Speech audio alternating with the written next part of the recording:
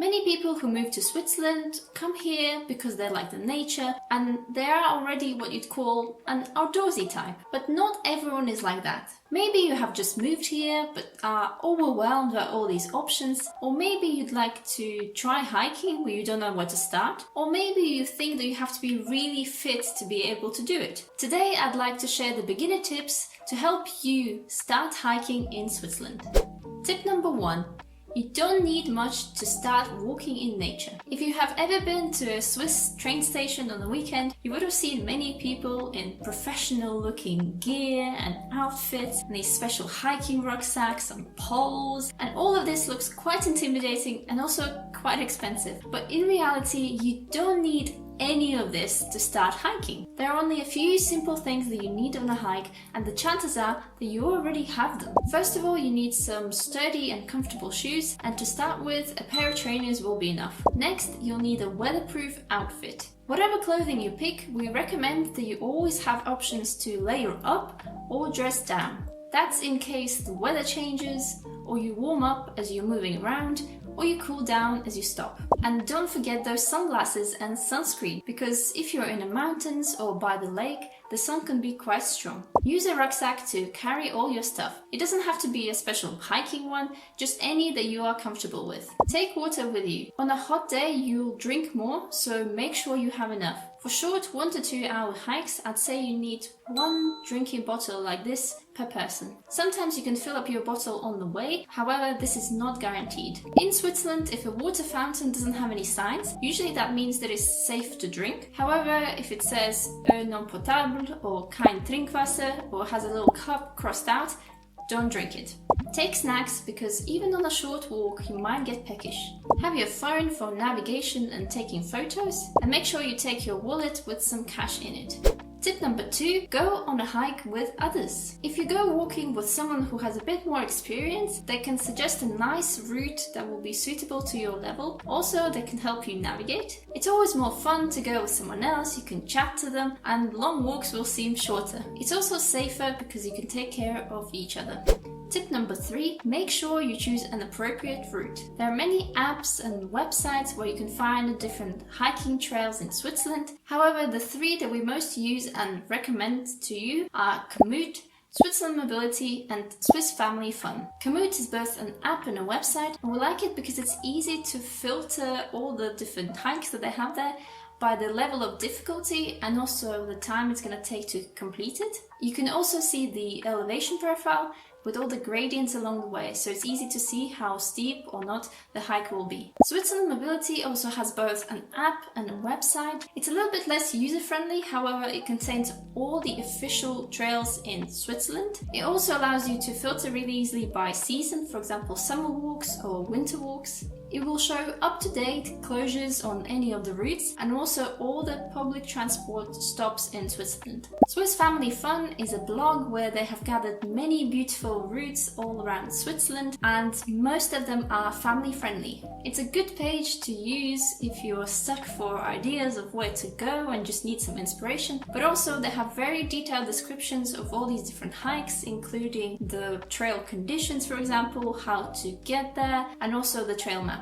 But whichever resource you decide to use, pick a short walk with a small altitude change. You have to judge the length of the walk based on your own abilities. I don't want to say, oh, a short walk is 2 hours, so pick something that's for 2 hours, because that might be a bit too much for you. So I only pick what you are comfortable with. In general, I would say that if the route is not very steep, you can walk about 4 to 5 kilometers per hour. But it's important to note that normally for us it takes about 1.5 times more time to complete the route than it's suggested. So if we see that somewhere says the route duration is 2 hours, for us it's probably going to be 3, and that's including water breaks, food breaks, and also taking photos and stopping to admire the views along the way. To judge how steep the walk is, check the elevation profile. We'd say that 20 to 30 meters of elevation change per 1 kilometer is a reasonably flat walk. However, if the gradient is more than 10%, that will start to feel quite steep. Going up is more energy exhausting, however it's easier on your knees. So if you know that you have pain in your knees,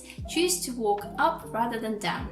For flatter hikes, look for routes by the lakes, or sometimes they have nice little circular walks at the top of the funicular or gondola stations. One way to make a hike exciting and encourage you to explore the nature again is to pick a truly spectacular walk, for example in the Alps. However, often those destinations take a long time to get to depending on where you live. So instead you can pick something locally so you don't spend more time traveling to this place than actually doing the walk. And I can guarantee that anywhere you live in Switzerland, you'll be able to reach a beautiful hiking destination in under an hour. When you search for a hiking route, bear in mind that it will be intended to be done in summer. In Swiss mountains, the summer is usually from mid-June, July to mid-October. However, at lower altitudes and by the cities, the walks can be snow and ice-free even earlier, from around April, May, but that will very much depend on the weather. There are some groomed walking trails that you can also do in winter. However, for those you will definitely need some good waterproof shoes and clothing.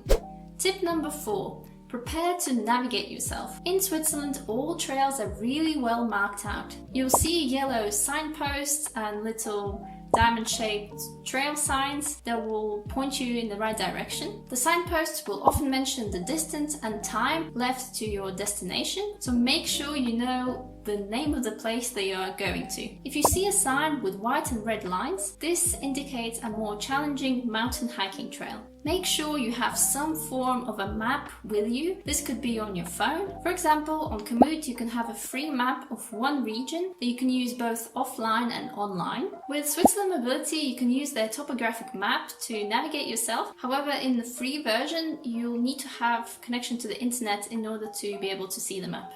And obviously you can also use a paper map. Sometimes you can find those at the local tourist office or the funicular or gondola station.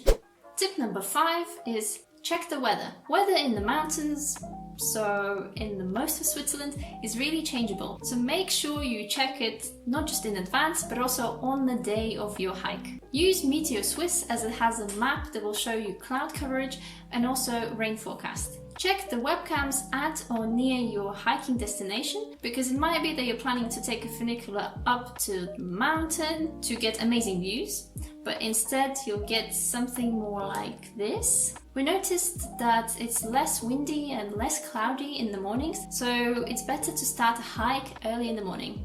And the final tip, tip number 6, when on the walk, look out for local vending machines. In Switzerland, you'll often find little self-service spots and even vending machines selling local cheese, meats, drinks, and any other delicious treats. Most of these places are based on pure trust that you will just take what's yours and pay the right amount for it. Some of these places are a little bit more advanced and they accept Twint as a payment method, but many of them just take cash. And that's why early on I said that you should take your wallet and some cash in it. And sometimes you can buy the cheese directly from the farm. You can chat to the farmer and see the cows that helped to make this cheese happen. And this will make your Swiss hike truly special. I hope this video has encouraged you to explore this beautiful country. Good luck on your Swiss adventures and see you in the next video next week.